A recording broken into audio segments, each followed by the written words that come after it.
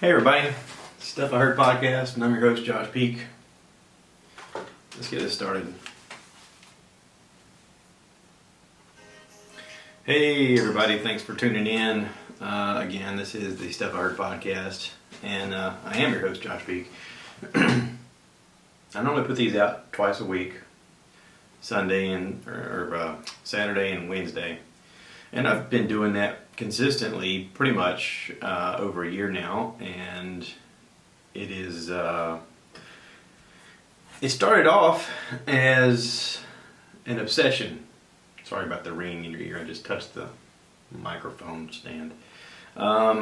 It started off as an obsession, as a need, as a necessity, as a compulsion, I guess you'd say.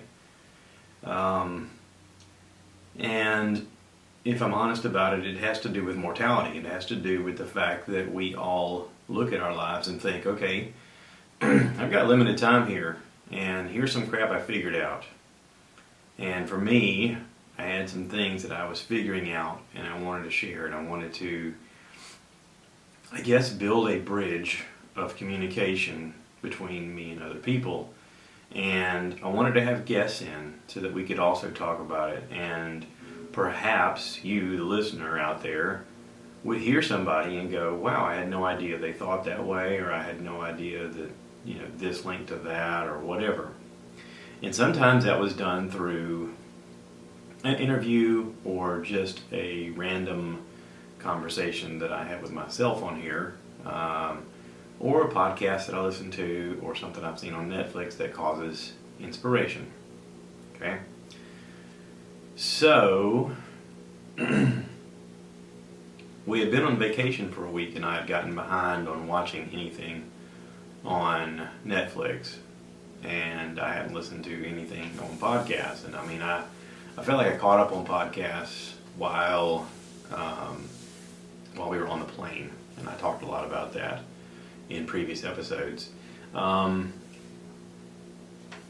went on Netflix and looked at what I'd missed, and there's a series on there that is very powerful. It's called 13 Reasons Why. This came out a few years ago, and if you haven't seen it, I'm not spoiling it, but I am telling you the premise of the show. The premise of the first season is, hang on. The premise of the first season is this girl in high school, Hannah Baker, she committed suicide, and she left behind 13 tapes. Thus the name 13 Reasons Why. Each episode is a tape, and the way it's supposed to go is the tapes fall into this kid's hands. His name is Clay, and Clay loved her. But Clay was also terrified to talk to girls. He was terrified to, he had insecurities. Which we all do. But he was given these tapes as the series starts. And basically each episode is him listening to someone else's tape, because she lists a person per tape, per episode. It's an interesting premise for a show, just to get the ball rolling for the conversation of what would lead somebody to commit suicide. What would lead this girl to feel like she had no other options? And they got a lot of people pissed off at them for doing it because families of children who committed suicide were upset over the fact that they felt that the show had glamorized suicide, and thus as a conclusion was going to cause more kids to want to commit suicide. And that wasn't their goal. It's like anything, you have a story to tell and you want to tell it the right way, and they tried to, in one of the episodes, they show a scene, a painfully to watch scene of this girl committing suicide, and how it's not pretty, and it's not glamorous, and it's painful, and she's immediately sorry, and by then it's too late. And it shows the pain that it causes the family. It shows them going through this together and how awful it is, and the ramifications of what it caused the family later, and the pain it caused friends, even people that weren't necessarily involved right away. Hang on a second, something's going on here.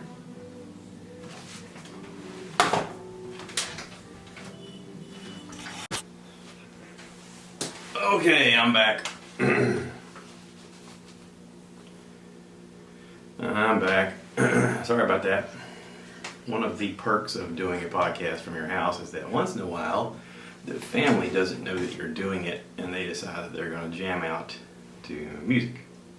So rather than distract you guys from conversation or whatever, I had to go shut that off or get whoever it was to stop doing it. So anyway, what was I talking about? See, that's the problem, is I get derailed, and then you guys are like, wait, you were on this thought, and then now you're not. And, you know, hey, listen, you're preaching to the choir here. So anyway, what was I talking about? Oh, Hannah. Okay, so they show Clay dealing with finding out this information, and you, the viewer, don't find this information out until he does. Because they don't show anything you don't know, or he doesn't know. So he's sort of the narrator, and you travel along with him per episode. And when the season is over, the first season is awful, and it leaves people sad, but it also starts up a conversation, hopefully, between people who are going through this stuff and the people who are perhaps friends with people who are going through this stuff. So they created their own crisis helpline, 13 Reasons Why, info.com. And I think that's the thing of it. I should find out since I'm doing this daggone podcast. Anyway, they start the conversation, and hopefully other people have taken up the, I guess you call it the beginning, the seed of this, and they've gone with it. Now from that, let's see, what is it? 13 Reasons Why .info. Okay, so it's the number 13 Reasons Why .info is their crisis line. And it gets you in touch 24 hours a day to someone who can help you immediately in your area. And listen, this is going on right now, and it has been going on in schools all over the place, but there's not been a discussion about it. This is sort of like Colin Kaepernick taking a knee and pissing off a bunch of people about taking a knee when he really just wanted to start the conversation of why, Black Lives Matter. This is the conversation starter of why kids are committing suicide, because they feel so overwhelmed by the things that are around them. We're thrusting our children into a society where we force them to grow up in tremendous situations where social media now dictates most of what they see of themselves and what other people can say about them that they have no control over. They're navigating a world that they can't control in a lot of ways. But if you're clever enough as a bully, you can ruin their lives. And it's awful. Listen, I watched the first season. I had a podcast where I discussed it with my brother. I think we discussed it again when I talked to my sister, and I felt like the conversation needed to continue more. And I was happy when they came out with season 2, because I thought, okay, there's a lot of really intelligent people that are involved with this project, and they're going to do more discussing it. And listen, the first season involved drug addiction. It involved rape. It involved bullying. It involved, you know, awful home life situations, questioning sexuality and not knowing how to navigate that. It involved a lot of lies and distrust and unsupervised situations where chaos occurred. It had to do with privilege. It had to do with the haves and the have-nots intermingling and how power is pushed around sometimes. There were a lot of dynamics that went on in that first season. Second season did not let up. Second season basically just kept adding to that. We follow the quote-unquote bad guy, Bryce, into the second season as he was found guilty, or actually he was found not guilty. The judge decided to let it go, that he would learn his lesson on probation, because his family was well-to-do and they pulled a lot of strings, and there was no one that really came forward to talk about what had happened. So the second season is more about someone else coming forward about him raping her, and a third person that you find out that he raped. And, you know, watching the second season, I was impressed with the kid who plays Bryce deciding that he would play that role as the bad guy, basically. I mean, you know, I know that this isn't a high school aged kid. He's playing a high school aged kid because he has a young looking face, but what a tremendous role for him to have to play to be this bad guy. Because if he makes a misstep here, like, you know, his career is over as an actor. No one's going to want to work with him. And yet he has to play it convincingly enough that you hate him. You have to basically look at him as the polarizing bad guy because you have all these other kids that are involved in his life, and you're supposed to be like, oh, you know, he's figured out a way to get over on all of them. And they obviously all hate him. Now this was an interesting move by the writers. If you haven't seen it, I highly recommend it. It's difficult to watch. If you don't feel like you can watch it by yourself, watch it with somebody. Watch it with a parent, watch it with a friend. Watch it with randos. I don't care. Just, if you feel like you can't watch it by yourself, watch it with other people, or don't watch it. That's fine. But I think that it can help conversations move forward with the kids that we're growing up around. So, Season 3. I have put off watching Season 3 because of how Season 2 ended. The last episode of Season 2 kind of scarred me. And I've talked about this, I think, with my brother on this podcast, about how Season 2 was so violent and so awful and so terrifying.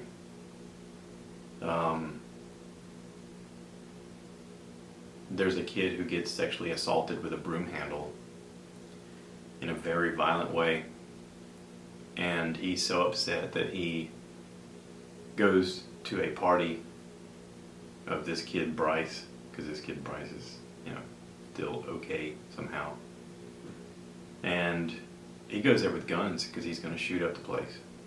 And this is the kind of stuff that we're seeing on television on a regular basis. Some kid who's bullied, pushed around to the point that he feels there's no way out, and he's too scared to take his own life, and he would in any other circumstance, which is sad in itself. But instead he goes, no, I'll go shoot up all these people who treated me horribly. I'll kill them. That'll show them.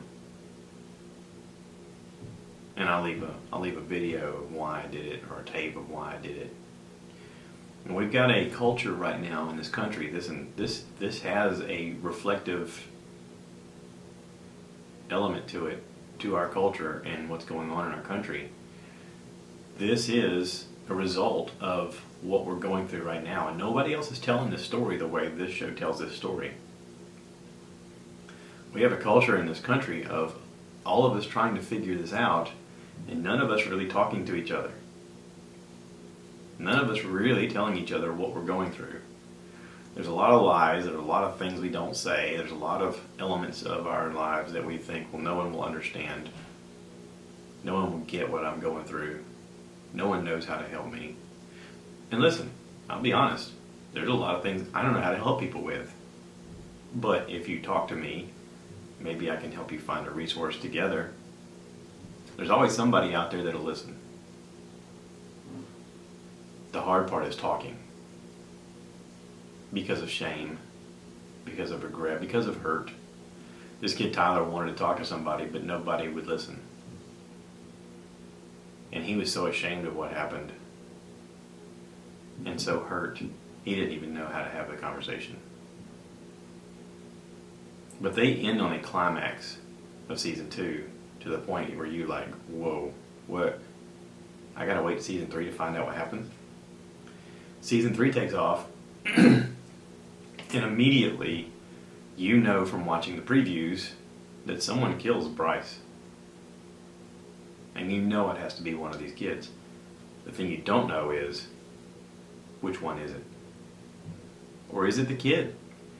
Is it perhaps an adult who's had enough? Is it one of these parents of these kids who's had enough?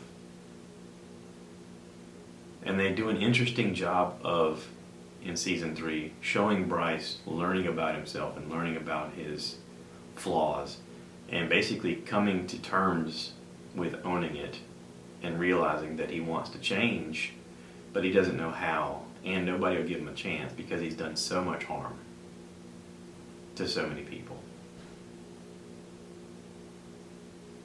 Listen, this show inspires a lot of conversation for a lot of people. And I think that a lot of people need to watch this show, even if it's just homework of going, all right, well, I guess I'll watch it. It's not easy to watch if you've been through abuse. It's not easy to watch if you've been sexually abused. I do think it is therapeutic overall, though. I do think that it could help people learn to have the conversation. One of the things they talk about in this series, in the 3rd season, is that not only that women aren't the only ones that are sexually abused. They are. But they actually show young men stepping forward and saying out loud, you know, I was a victim. And that conversation is important to have because in order to heal, I believe you first have to say, something bad happened to me. And be able to talk to people about it. I think only then you can move forward in a healthy way. One of the kids is battling with addiction really bad. And he hides it from his friends as much as possible because he's ashamed of it.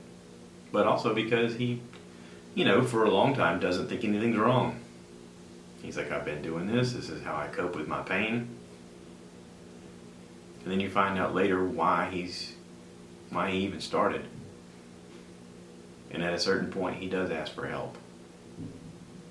And listen, I know from having family members that have dealt with addiction, you can't get better until you want to get better. And that's a conversation that needs to happen as well.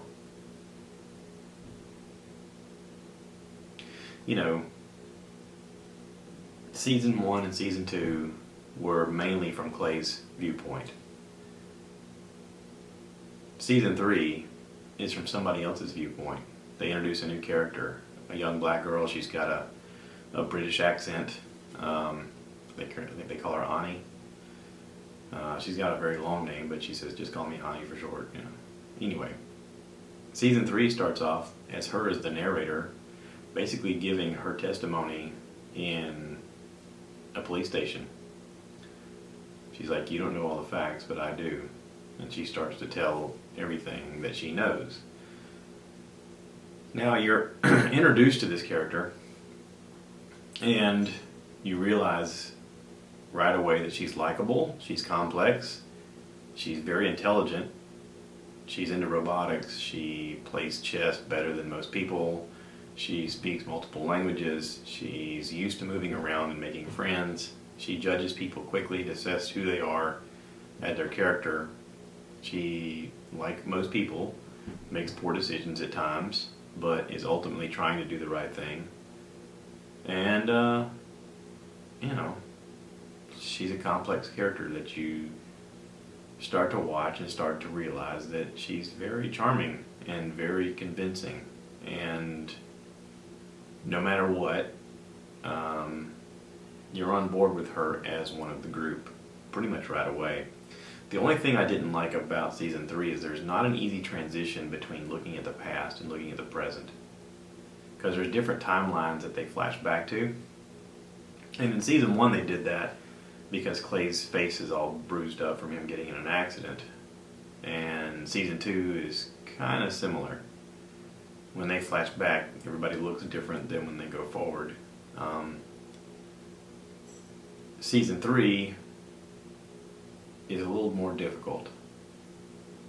There's no immediate reference to, okay, now we're talking about the past, before Bryce died. Oh, now we're talking about present, where he is dead. So anyway, enough about that. You guys go check it out. You're going to like it. Or not. I don't care. I do care. That's not right. It's good. I'll just say that. It's good. Okay, so podcasts. I haven't listened to any. There.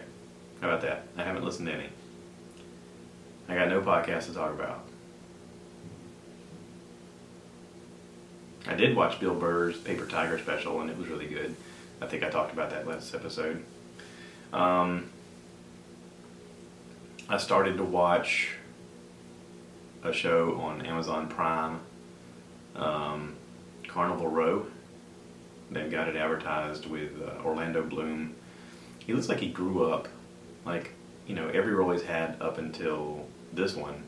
To me, he's always looked like he's in his young 20s. And in this one, he looks like a grown man. I mean, he's put on weight.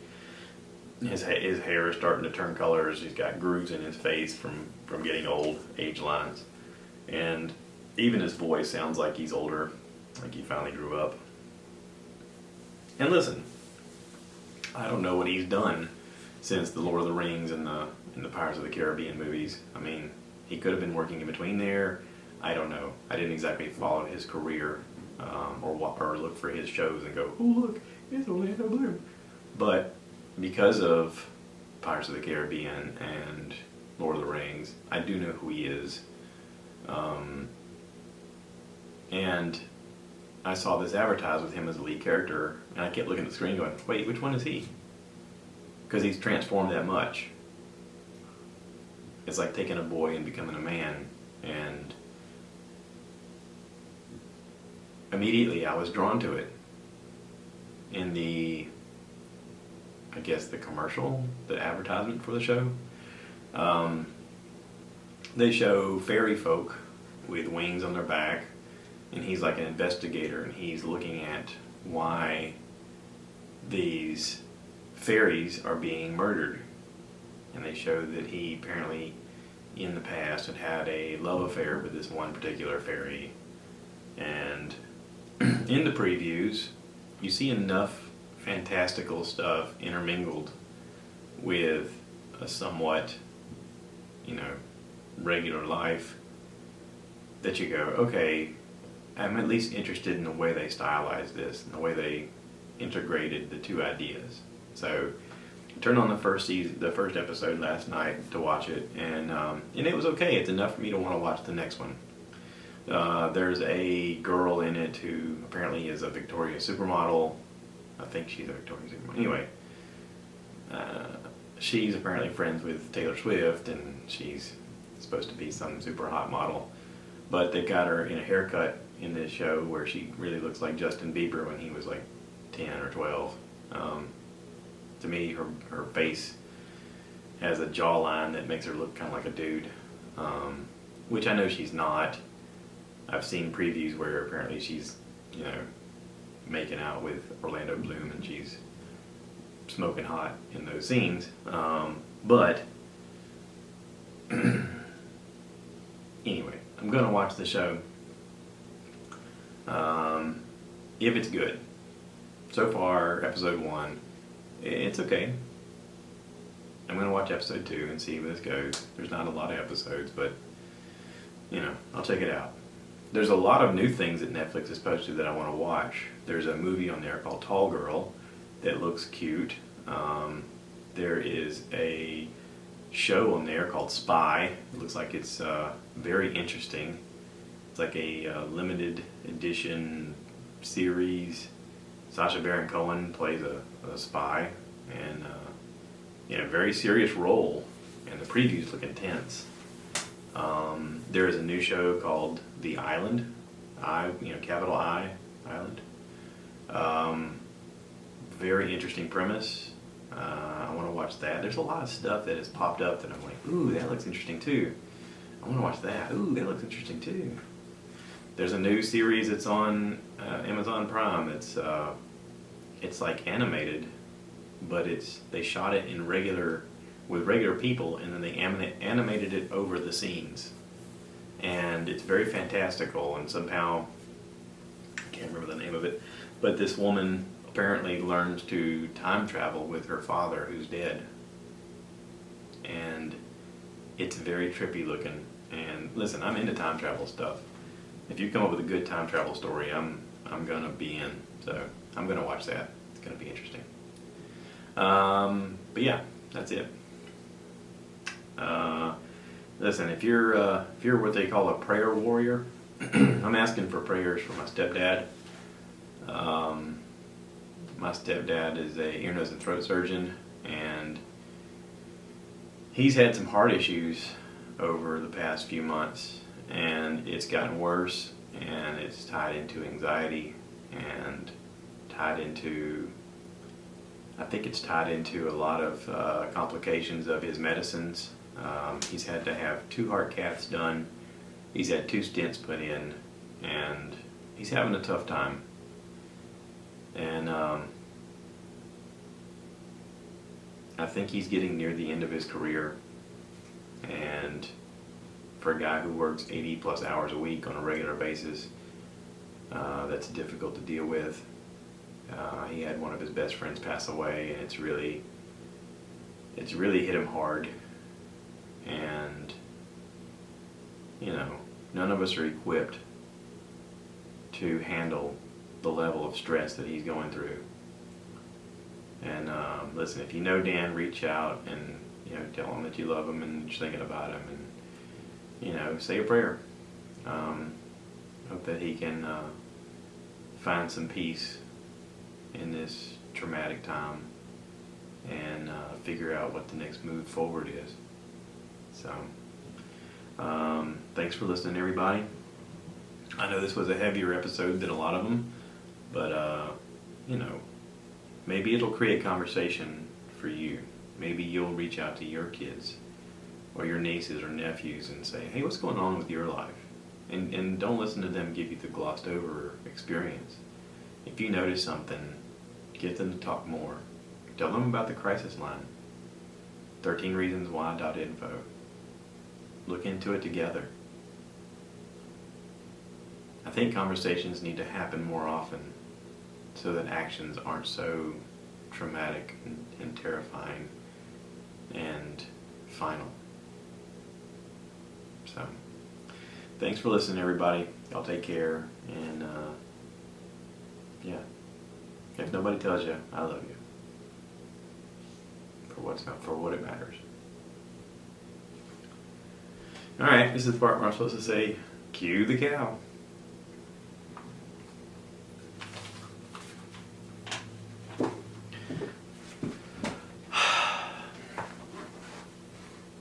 Bye, y'all.